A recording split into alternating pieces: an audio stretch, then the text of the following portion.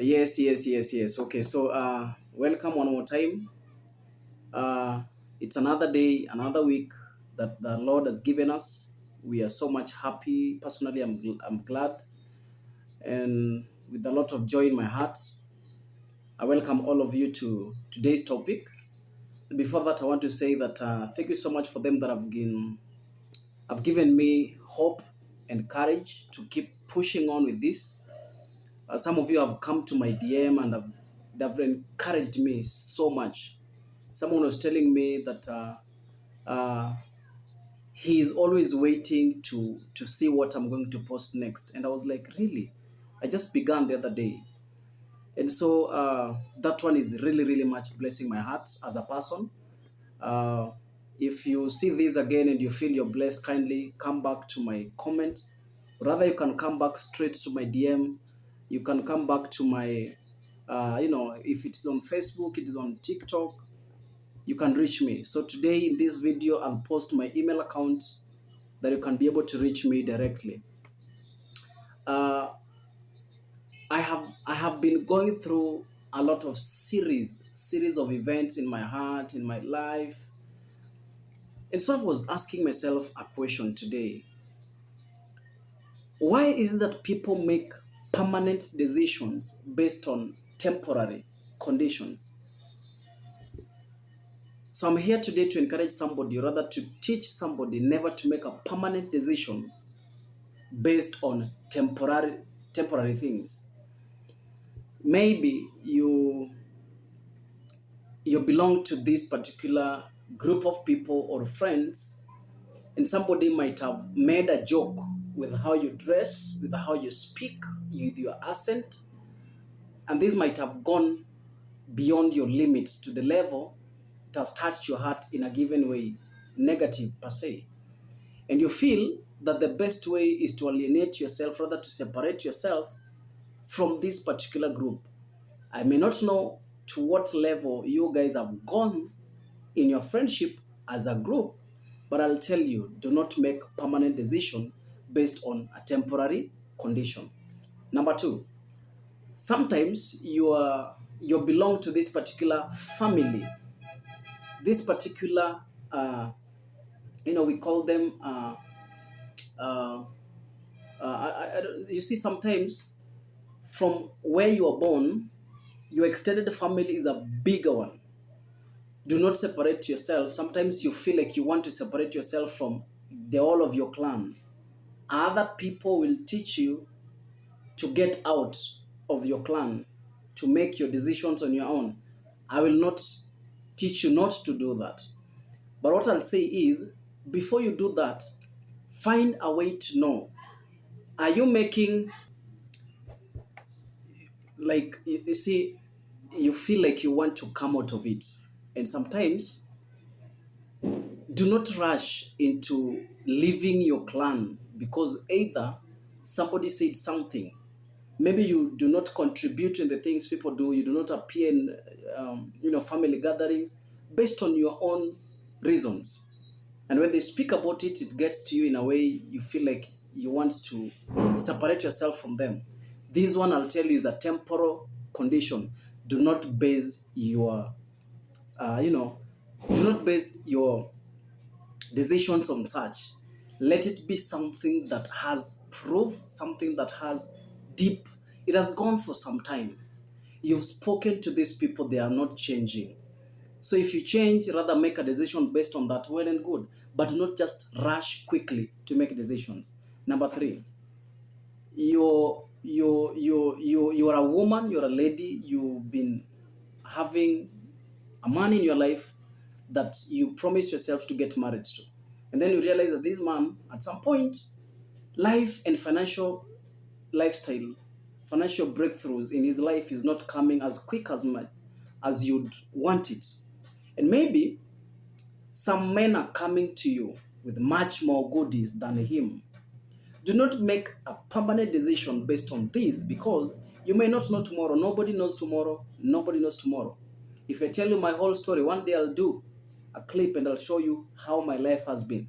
But I'll tell you, do not make a permanent decision on such short notice, on such short and temporal things. The life of a human being, God operates, God commands. Do not do that. The fourth thing, something like, for example, people that go to church. I go to church, I belong to a congregation of brethren. And you see, the way they do their service, the way they do their things, the way they welcome their visitors, the way they incorporate people is different from how you'd want it to be. My take is, do not make a permanent decision on that, because you decide, I want to come out. Maybe you lost a child, they did not come. You didn't ask questions like people would, why, how comes my church did not come when my father died? I didn't see even a member from my church.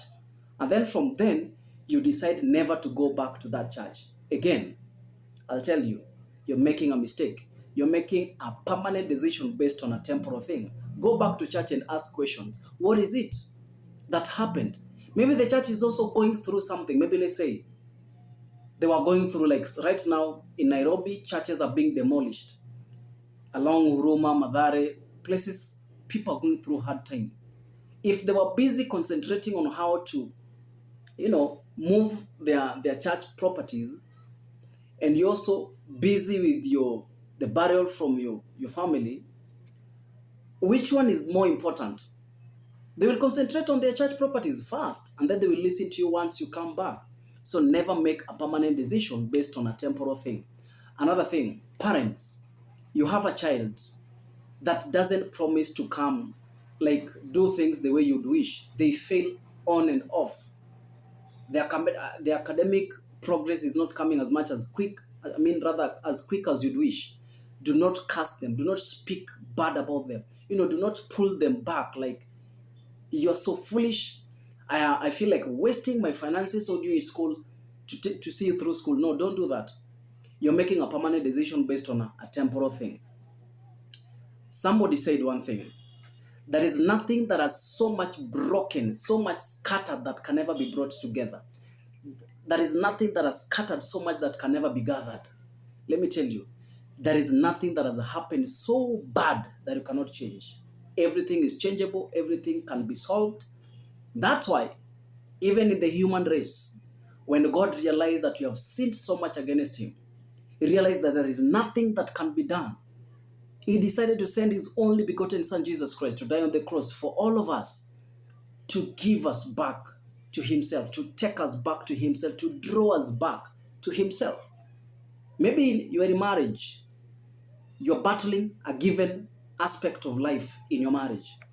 Maybe it might be the area of job, finding an employment. You've been unemployed for some time. Maybe you're facing what you call financial instability. Either you're facing something that you only know. Let me tell you, you're fighting to have a child. Your wife cannot conceive. Let me tell you, do not make a permanent decision of going to pick another woman to come give you children. You're making a permanent decision based on a temporal thing. Who knows? Sarah was a woman. And the Bible said that she was so old by the time the angels were telling her that as a time like this, next year, you'll carry your own child. She broke into laughter because according to those days, the woman of her age were not able to conceive children. And that's why I said, nothing has scattered so much that can never be gathered. Nothing has broken so bad that can never be solved. That one of yours that you're going through is something so small, something so little, a piece of cake. You are so annoyed. You feel like you want to punch your wife. You want to stab your wife. You want to utter words. When you beat up your wife, when you punch your wife with your fist, you might break their teeth, you might break the bone, cause some bruises on their faces. That one will be a permanent thing on them. They will never forget the beatings that you gave them. But at least if you are able to even pray or even keep quiet or even walk out, you have solved that thing. So never make a permanent decision on a temporal thing. That's my encouragement to you today. You can comment, you can like. If it is my YouTube channel, you never subscribe, kindly subscribe, subscribe, subscribe.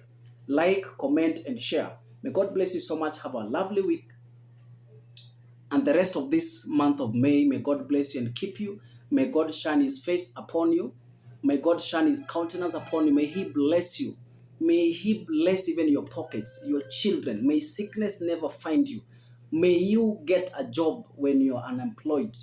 May you be healed wherever you feel you're sick in your body. I pray that person that is facing rejection. And I feel in my spirit one time, maybe the next thing we'll talk about is rejection. Maybe you're facing rejection. May God give you the spirit of acceptance in your life. How I pray, never shall you ever be rejected in the name of Jesus. Thank you so much. God bless you. I feel like we need to share a lot, a lot, a lot. My heart is so much, overflowing with the things that we can talk about. May God bless you so much. I love you all. Call me King CJ. God bless you.